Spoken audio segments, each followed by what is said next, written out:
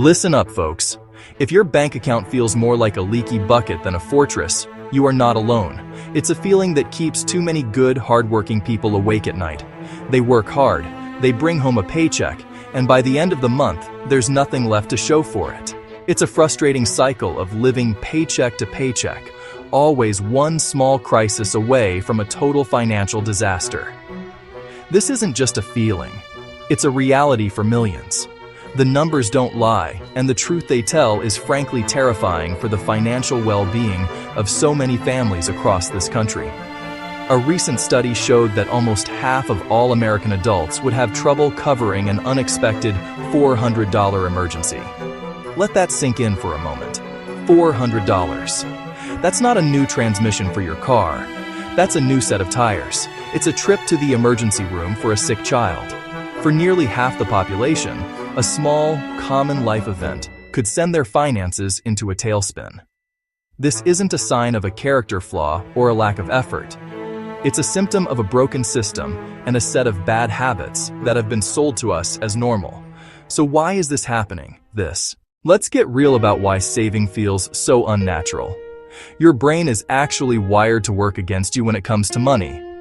One of the biggest culprits is something psychologists call present bias. This just means your brain prefers a small reward right now over a much bigger reward later. That $5 fancy coffee today provides an immediate jolt of pleasure and satisfaction.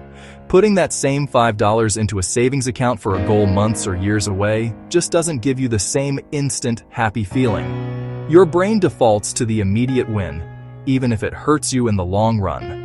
Another major hurdle is our culture of instant gratification. Saving, on the other hand, is the ultimate act of delayed gratification. It's a slow, steady process. There's no dopamine hit when you transfer money to savings. There's no unboxing video. Because the reward is far in the future, your brain often dismisses it in favor of the quick thrill of a new purchase. It's a battle of patience versus impulse. Then there's the scarcity mindset. When you're constantly worried about not having enough to cover bills, your brain goes into survival mode. It can only focus on the most immediate problems. Rent is due Friday. The car needs gas today. This intense focus on now makes it almost impossible to plan for the future. Finally, a lot of people simply don't have a plan. Saving without a written goal is like building a house without a blueprint. Vague, overwhelming. How much should I save? Where should I put it? What am I even saving for? Alright, enough about the problem. Let's talk about the solution. 3 simple, practical steps. You can take them to start turning this ship around. These aren't complicated theories, they're concrete actions that work.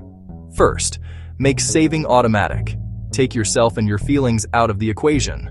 Most people get paid, they pay some bills, they spend some money, then they hope there's something left to save. That's a recipe for failure. Pay yourself first. Set up an automatic transfer from checking to a separate savings account, scheduled for the day you get paid. Decide once. Let the system do the work. Second, start small. Really small. The goal is to build a habit. Build momentum. Don't go from 0 to 1,000 a month overnight. You'll get discouraged and quit. Start with an amount that feels ridiculously easy. Can you save $25 per paycheck? How about $10? Even 1% is a massive victory if you were saving nothing before. Over time, increase the amount. Third, most important, give every dollar a name. Connect your saving to a specific goal. Money in a generic account is just waiting to be spent. Get specific. Start with a starter emergency fund. Your first goal, $1,000 as fast as you can. This isn't an investment, it's insurance. It's a buffer between you and life. We've talked about why you're stuck and how to get unstuck. Now it's time for action. Knowledge is useless without application. You can read all day, but nothing changes until you move your feet. The journey to financial peace starts with a single, small step. I'm not asking you to change your entire life today. I'm asking you to take 4 minutes. That's it. 4 minutes to make one decision that will begin to rewrite your family's future. The feeling of being broke and stressed out is optional. You can choose a different path. Here is your call to action. Take out your phone or log into your computer. Open your online banking app. First, Open a new, separate savings account. Don't get fancy, just a basic account. This creates a barrier. It separates your saving money from your spending money, putting a crucial pause between an impulse and a purchase.